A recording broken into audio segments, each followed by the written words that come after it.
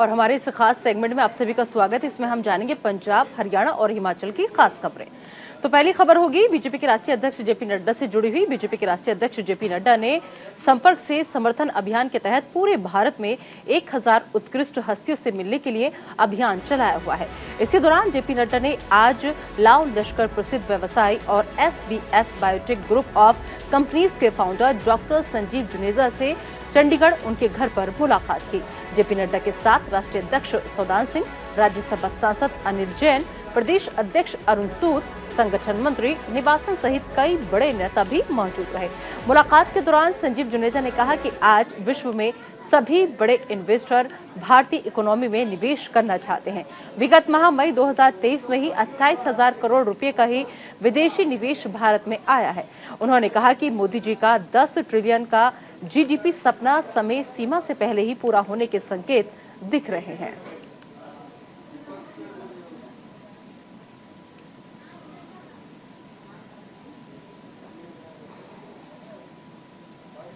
और इधर अमृतसर में बदमाशों के हौसले बुलंद नजर आ रहे हैं। आज सुबह 2 अज्ञात लोगों ने एक युवक को उसके घर के आगे 5 गोलियां मारकर फरार हो गए।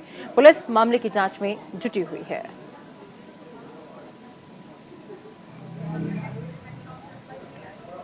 तो बदमाशों के हौसले इस कदर बुलंद है अमृतसर के अंदर कि वो आकर रिहायशी इलाके में आते हैं अज्ञात लोग, और न सिर्फ आते हैं बल्कि घर के ही सामने युवक को गोली मारकर फरार हो जाते हैं। घर के ही आगे ये इस युवक पर हमला किया गया है। वो अपने घर के बाहर खड़ा था, तभी हमलावरों ने उसे गोलियों का निशाना बनाया।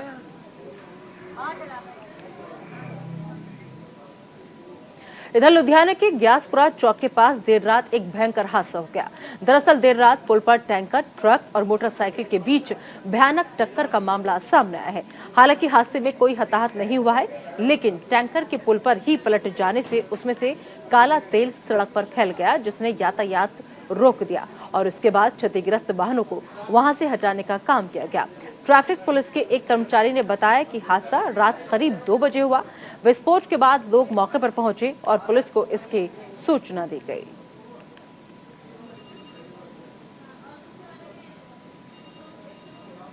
इधर अमृतसर पुलिस को बड़ी सफलता मिली है। पुलिस ने लूटपाट करने वाले एक गिरोह के 3 सदस्यों को गिरफ्तार किया है। पुलिस ने बताया कि अभी इस गिरोह के एक और साथी की तलाश जारी है। वहीं पकड़े गए लोगों के पास से चोरी के 2 मोबाइल फोन बरामद किए गए हैं। पुलिस अधिकारी ने कहा कि उन्हें अदालत में पेश किया जाएगा और पूछताछ के लिए रिमांड पर लिया जाएगा।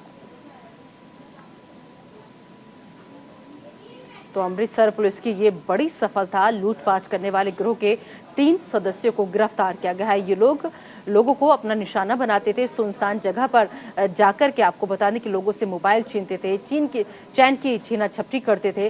फिलहाल पुलिस को ये बड़ी कामयाबी हासिल हुई है, क्योंकि लूटपाट करने वाले गिरोह के 3 सदस्य अब पुलिस की गिरफ्त में हैं। अब पुलिस इन 3 जो आरोपी गिरफ्तार हुए हैं उनसे पूछताछ में जुटी हुई है। आगे की जांच को तेजी के साथ आगे बढ़ा रही है और जानने की कोशिश कर रही है कि आखिर इनके गिरोह में और कौन कौन शामिल था।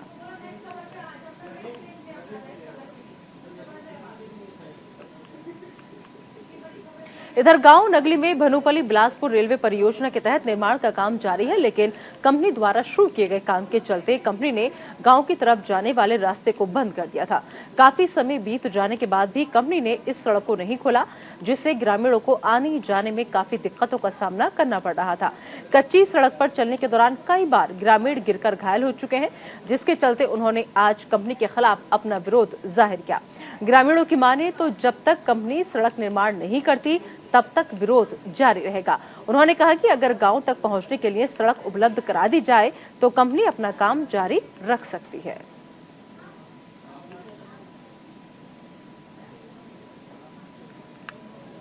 तो लोगों को आने जाने में काफी दिक्कतों का सामना यहां से करना पड़ रहा था। नगली गांव के ये लोग हैं जिन्होंने आज प्रदर्शन करके अपना विरोध जाहिर किया।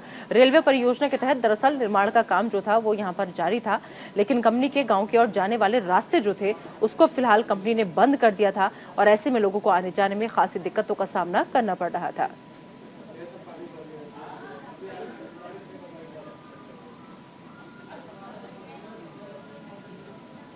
अगली खबर गुरुग्राम के पटौदी से। गुरुग्राम पटौदी के भोड़ा कला के ग्रामीण शराब के ठेके के विरोध में सड़क पर उतर आए और तवाडू रोड को जाम कर दिया, जिससे कई किलोमीटर लंबा जाम लग गया।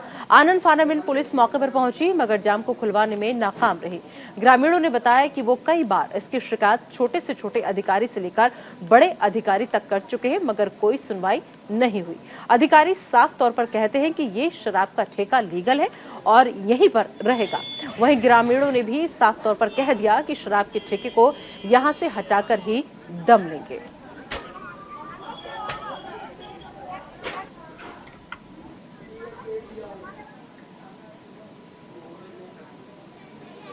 हरियाणा के सोनीपत और जींद में दो अलग अलग पैसेंजर ट्रेनों में बम की सूचना के बाद हड़कंप मच गया।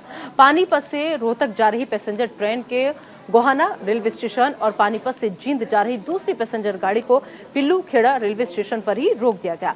गोहाना में रोहतक से बम निरोधक दस्ते को बुलाया गया। पुलिस और डॉग स्क्वाड मौके पर पहुंचे। आपको बता दें कि रेलवे स्टेशन के साथ ट्रेनों को भी पूरी तरह से खाली कराया गया। तो सोनीपत से ये अहम खबर, जहां पर रेलवे स्टेशन के साथ ट्रेनों को खाली कराया गया, पूरा प्रशासन यहां पर पहुंचा। हरियाणा में दो ट्रेनों में दरअसल बम की सूचना मिली थी और बम की सूचना मिलने के बाद हड़कंप मच गया। तो गोहाना के बाद पिल्लूखेड़ा में पैसेंजर ट्रेन को रोका गया और रेलवे स्टेशन के साथ साथ ट्रेनों को भी खाली यहां पर करा लिया गया। हालांकि ऐसे में जो यात्री से सफर कर रहे थे उनको खासी दिक्कतों का सामना करना पड़ा, क्योंकि ट्रेनें पूरी खाली करवाई गई, पैसेंजर्स को उतारा गया यहां से।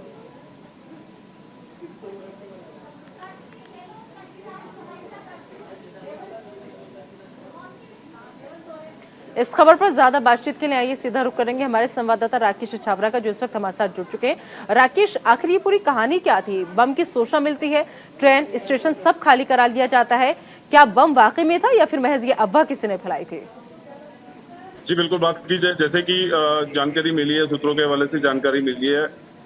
जैसे ही इस चीज की रेलवे डिपार्टमेंट को जानकारी मिलती है, उसको लेकर वहाँ की आरपीएफ और जितनी भी टीम है, लोकल पुलिस, सबको वहाँ पे इन्फॉर्म किया जाता है। यहाँ की bomb squad team, dog squad team वहाँ पे पहुंचती है। वहाँ पे दोनों ट्रेनों को धीरे धीरे रुकवा के उसको क्रॉस चेक किया जाता है और जैसे ही वहाँ से गाड़ी को चेक किया जाता है, वहाँ पे कुछ भी नहीं पाया जाता है और जैसे ही वहाँ से क्लियर होता है तो ट्रेन को आगे रवाना कर दिया जाता है। फिर दूसरी ट्रेन को पूरी तरह चेक किया जाता है।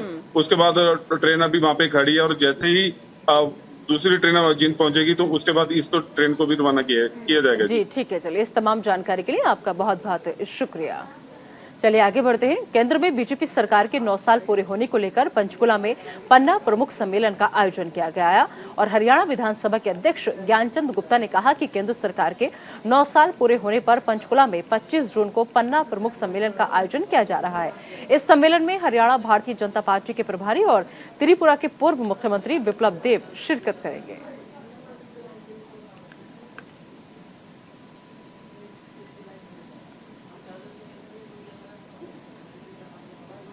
मुख्यमंत्री मनोहर लाल 25 जून को फरीदाबाद के प्रथला विधानसभा में गौरवशाली रैली करेंगे और इसको लेकर प्रथला विधानसभा के निर्दलीय विधायक नयनपाल रावत ने सरपंचों, पंचों और गणमान्य लोगों के साथ रैली को लेकर चर्चा की, जिसमें विधायक नयनपाल रावत ने लोगों से इस रैली में बढ़ चढ़कर पहुंचने की अपील की। तो 25 जून को सीएम मनोहर लाल की गौरवशाली रैली है, जिसको लेकर के तमाम तैयारियां जो है वो मुकम्मल कर ली गई हैं। प्रथला विधायक हैं नयनपाल रावत, जिन्होंने रैली को लेकर तमाम लोगों को इकट्ठा किया, बुलाया, उनके साथ चर्चा किया। वैसे में रैली को बढ़ चढ़कर अच्छा बनाने की अपील सब लोगों से की गई। साथ ही साथ इस रैली में ज्यादा से ज्यादा लोगों के पहुंचने की अपील जो थी वो प्रथला विधायक की तरफ से की गई। तो विधायक ने लोगों की रैली में बढ़ चढ़कर पहुंचने की लोगों से ये अपील की है कि ज्यादा से ज्यादा संख्या में आप आइए और इस रैली को कामयाब बनाइए। वैसे तो हिमाचल प्रदेश में सरकार और प्रशासन विकास करने का दावा करते हैं, लेकिन जमीन पर हकीकत कुछ और ही तस्वीरें बयां करती है। कुल्लू जिला से मणिकर्ण घाटी की बरशैनी पंचायत के पुलगा गांव को जोड़ने वाला पुल 5 सालों से नहीं बन पाया है। पुलगा गांव में 600 लोगों की आबादी है और साथ ही यहां पर पर्यटक भी घूमने के लिए आते हैं, लेकिन पुलगा गांव को जोड़ने वाले पुल का निर्माण कछुए की चाल से चल रहा है। ग्राम पंचायत प्रधान रविंद्र कुमार ने बताया कि बीते काफी समय से लोक निर्माण विभाग यहां पर पुल का निर्माण कार्य नहीं कर पा रहा है। वहीं बरसात भी अब शुरू होने वाली है और ऐसे में नदी का जलस्तर भी बढ़ना शुरू हो जाता है। नमस्कार जी। बहुत बुरा हाल है। तो लकड़ी के जुगाड़ से ग्रामीण जो है वो नदी को पार करने की कोशिश करते हैं और हादसे के इंतजार में फिलहाल जिला प्रशासन नजर आ रहा है।